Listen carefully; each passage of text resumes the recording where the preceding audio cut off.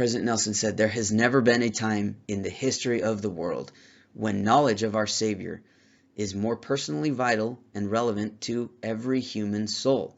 This is kind of one of those generic statements that's stating the obvious. But really, ask the opposite of it. Has there ever been a time in the world where it has been less vital or relevant to any human soul? Has it ever not been very vital or relevant to know or have knowledge of our Savior? Obviously, the answer is no, because it's always been of the utmost relevance and vitality to every single human soul. Why else would we exist? Men are that they might have joy, and the measure of our creation is becoming as our Creator. Now imagine how quickly the devastating conflicts throughout the world and those in our individual lives would be resolved if we chose to follow Jesus Christ and heed His teachings. This is what President Nelson said. Imagine how quickly, right? This is now going on almost 2 years. This devastating conflict, as he says. It's not being resolved quickly. So you have to ask yourself, are we not following Jesus Christ and His teachings? Maybe in individuals' lives, this conflict is gone. Like for me, it doesn't exist. It hasn't really existed at all, because my life has been continually blessed and has continually been progressive and on an upward trajectory. Now, I know that's not the case for all, but I can testify that because I have followed Christ's teachings, that this is so, that I have received this blessing. But for the world, it has not, possibly. But again, there was a quote, or there was a sentence that I told you to hold on to from before. President Nelson thanked us for following him, the leaders of the church, and other men of the government, of the community, of science. So if we are following men, following mammon, following the world, we are not following Jesus Christ. Nonetheless, we were thanked.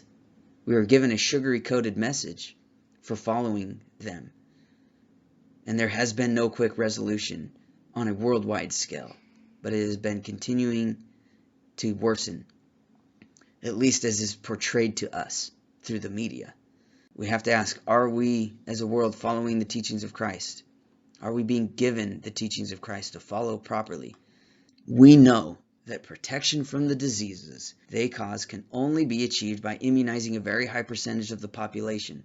These are the teachings that we're getting in regards to the devastating conflicts at hand across the world. We are told the only way to be or to receive resolution is through immunization, through inoculation, the doctrine of men, basically, receiving the covenant of men in a high percentage of the population. There's no teaching of the signs that follow the true believers of Christ, of laying our hands upon the sick and the sick recovering and being healed. We are taught to limit exposure to these viruses. We are urged to use face masks in public meetings whenever social distancing is not possible. To provide personal protection from such severe infections, we urge individuals to be vaccinated. This is all we're getting. We're getting covenant with mammon, with the world, with death. As Isaiah said, covenant with death. Because we think that if we follow these teachings of men, the overflowing scourge will pass through and not affect us. But these are not the teachings of Jesus Christ. Now let's dig deep into the words of ancient prophets. Jeremiah in chapter 23, starting in verse 21. I have not sent these prophets, yet they ran. I have not spoken to them, yet they prophesied.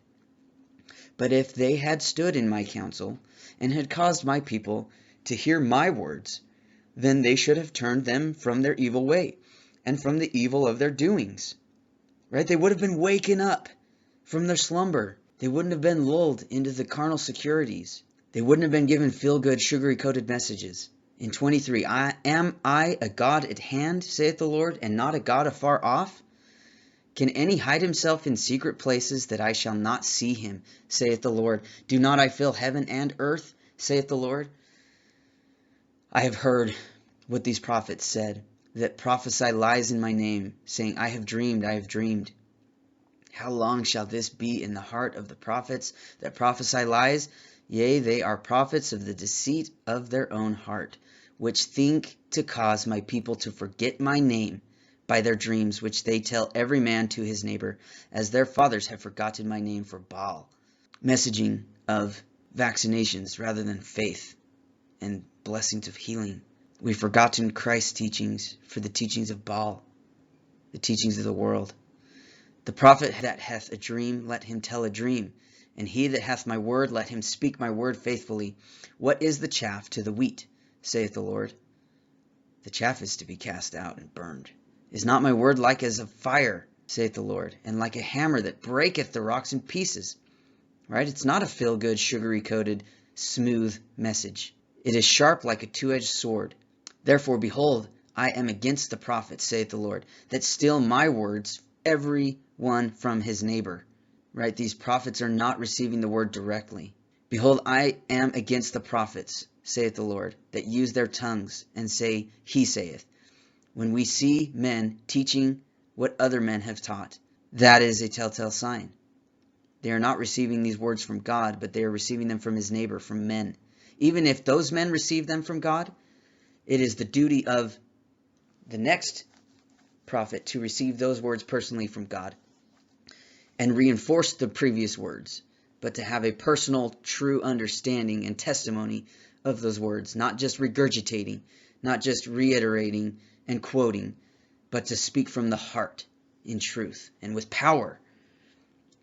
Behold, I am against them that prophesy false dreams, saith the Lord, and do tell them, and cause my people to err by their lies and by their lightness.